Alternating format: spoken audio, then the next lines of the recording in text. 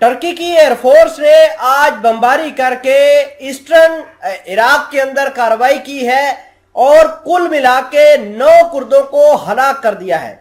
Iraq के अंदर वबाल मचा हुआ है। इराक के अंदर न सिर्फ पॉलिटिकल वबाल है बल्कि आए रोज यहां पर कोई ना कोई गुट एक दूसरे के साथ लड़ते ही नजर आते हैं, जिससे होता यह है कि आम लोगों की जिंदगी वबाल बन के रह गई है।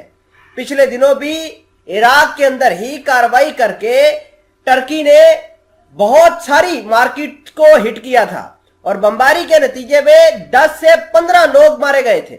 उन हलाकतों के अंदर बाद में यह पता चला कि आम छोटे बच्चे और खवातीन भी शामिल हैं। अब टर्की ने दोबारा अटैक किया है और इस अटैक के नतीजे में कहा यह जा रहा है कि बहुत सारे लोग जाँ बहक हुए हैं। इब्तदाई इत्तलात के मुताबिक 9 लोग की कंफर्म डेथ्स हुई हैं और ग्राउंड रियलिटीज अभी आना बाकी है।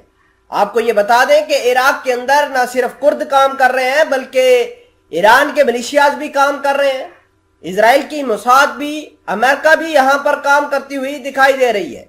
तो ये सारे के सारे चीजें एक दूसरे के खिलाफ ही काम कर रहे हैं और मामलात इस कदर भयानक हो चुके हैं कि अब एक दूसरे के ऊपर इन्होंने हमले करना शुरू कर दिए हैं। तमाम तर चीजें प्रूफ के साथ आपके सामने रखी जाएंगी। छोटी सी गुजारिश है कि आप हमारा यूट्यूब चैनल हसनात टीवी को सब्सक्राइब करके पास मौजूद घंटी के निशान को दबा लें ताकि लेटेस्ट न्यूज आप तक बर वक्त पहुंचती रहे। स्क्रीन पर खबर देखिए जिसके अंदर लिखा है Turkey says it neutralised 9 PKK members in नदरन Iraq.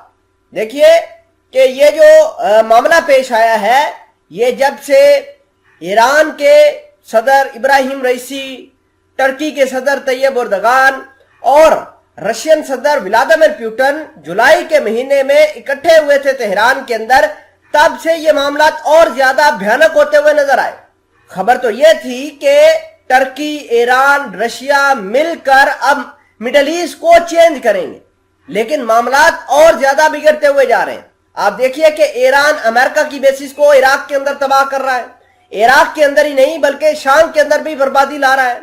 America लगातार इजराइल के साथ मिलकर ईरान की पासदाराने इंकलाब को हिट कर रहा है और टर्की इस तमाम तर खेल में अमेरिका के बनाए हुए कुर्दों के ऊपर हमले बरसा रहा है। कुर्द बदले में रिटेलिएट कर रहे हैं। तो ये मामला बहुत ज्यादा कॉम्प्लिकेटेड और कन्वोल्यूटेड हो चुके हैं। और अहम बात यह भी है कि इन उलझनों का सिर्फ एक ही हल है कि टर्की, ईरान और रशिया को मिलकर काम करना होगा, वरना ये कुर्द भी, इसके अलावा जो अमेरिका है, इजराइल है, जो मोसाद है, ये जो इराक के अंदर भी मौजूद है, शाम के अंदर भी इसके एजेंट मौजूद है, ये टर्की को भी नुकसान पहुंचाएंगे। ईरान का आगे ही नुकसान हो रहा है और रशिया की पावर भी यहां से खत्म होती हुई जाएगी। इन तमाम तर चीजों को टैकल करने के लिए एक फॉर्मेटिव, असर्टिव और पेनफुल स्टेप्स लेने होंगे ताकि मामलात को सेटल किया जाए।